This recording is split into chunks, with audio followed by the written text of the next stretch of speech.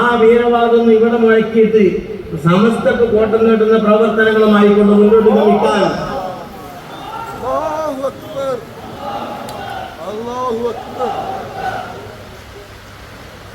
അല്ലാഹു അക്ബർ അല്ലാഹു അക്ബർ അല്ലാഹു അക്ബർ ലാ ഇലാഹ ഇല്ലല്ലാഹു അല്ലാഹു അക്ബർ അല്ലാഹു അക്ബർ വലില്ലാഹിൽ ഹംദ് അല്ലാഹു അക്ബർ അല്ലാഹു അക്ബർ അല്ലാഹു അക്ബർ ലാ ഇലാഹ ഇല്ലല്ലാഹു അല്ലാഹു അക്ബർ അല്ലാഹു അക്ബർ വലില്ലാഹിൽ ഹംദ്.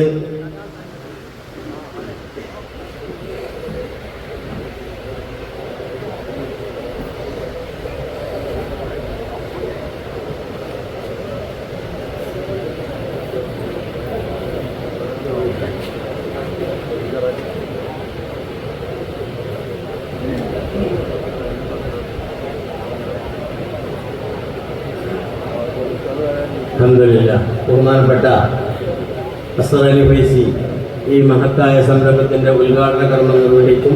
വന്ദനായ ഉസ്താദിന് അല്ലാഹു ആഫിയത്തുള്ള ദീർഘായുസ്സ് നൽകി അനുഗ്രഹിക്കുമാറാകട്ടെ.